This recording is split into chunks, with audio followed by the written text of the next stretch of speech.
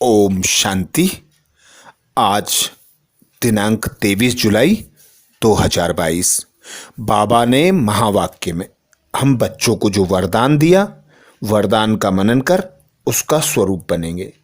बाबा वरदान में बोले, अपने क्षमा स्वरूप द्वारा शिक्षा देने वाले मास्टर क्षमा के सागर भव।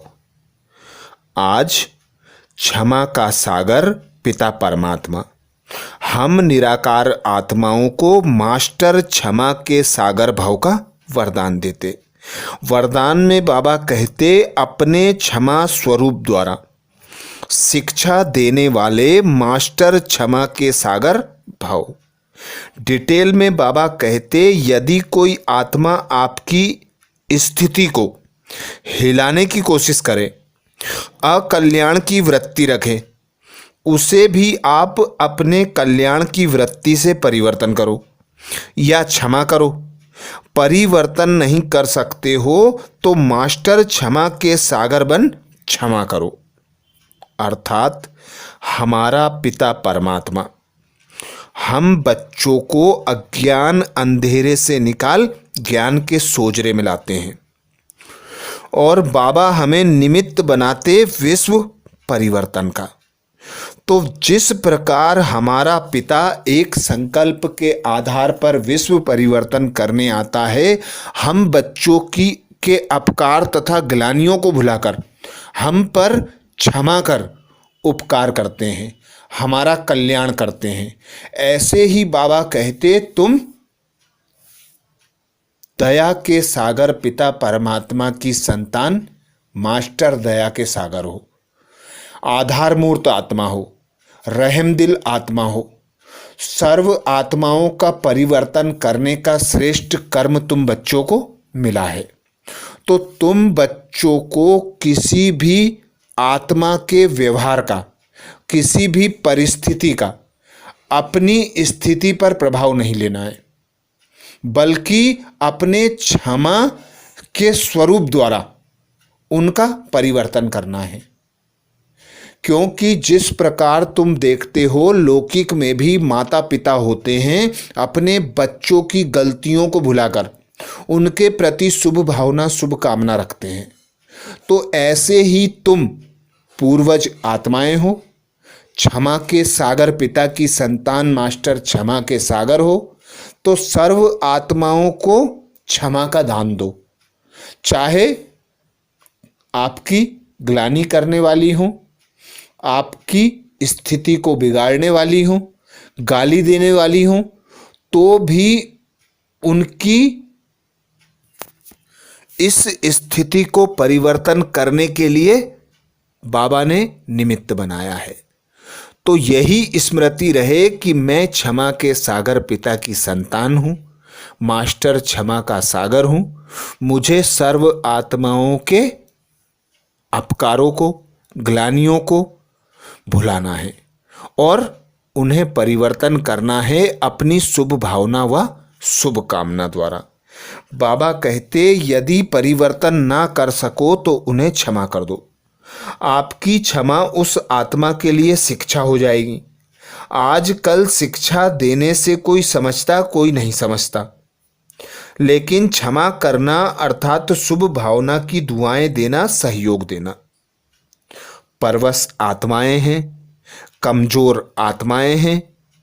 हमें बाबा से सर्व शक्तियां प्राप्त हैं, हमें ज्ञान का सोजरा मिला है, हमें यह ज्ञात है क्या गलत है क्या सही है। वे आत्माएं अंधकार में भटक रही हैं, भगवान को ढूंढ रही हैं, सही गलत का फैसला नहीं कर पा रही हैं। तो उन पर क्षमा करना है और क्षमा के द्वारा उन्हें शिक्षा प्राप्त हो, उसके लिए शुभ भावना, शुभ कामना देना है, हिम्मत का सहयोग देना है। तो बाबा कहते, कोई समझाने से समझता और कोई नहीं समझता, पर आप बच्चों का कर्तव्य है सर्व आत्माओं पर क्षमा करना, सर्व के प्रति शुभ भावना, शुभ कामना रखना, सभी को सहयोग देना, हिम्मत की टांग देना। तभी तुम बच्चे मास्टर दया के सागर कहलाओगे। स्लोगन में बाबा कहते, स्वयं को और सर्व को प्रिय वही लगते हैं जो सदा खुशहाल रहते हैं। स्वयं को और सर्व को प्रिय वही लगते हैं जो सदा खुशहाल रहते हैं। जब हम किसी आत्मा को किसी चीज की आवश्यकता होती है, हम उसे प्राप्ति करा देते हैं, तो हमें भी अंदर अतीन्द्रिय सुख की अनुभूति होती है। और वही अंदर का सुख अर्थात मन जब खुश होता है तो हमारा चित्त पर भी प्रभाव पड़ता है, तो हमारा चेहरा खुशनुमा हर्षितमुख दिखाई देता है। जिस प्रकार हम देखते हैं देवी देवताओं का चेहरा हर्षितमुख होता है, क्योंकि वे सर्व के प्रति रहमदिल होते हैं, सर्व को प्राप्ति कराते हैं और सर्व प्राप्तियों से खुद भी संपन्न रहते हैं। तो बाबा कहते, स्वयं को और सर्व को प्रिय वही लगते हैं जो सदा खुशहाल हर्षितमुख रहते हैं।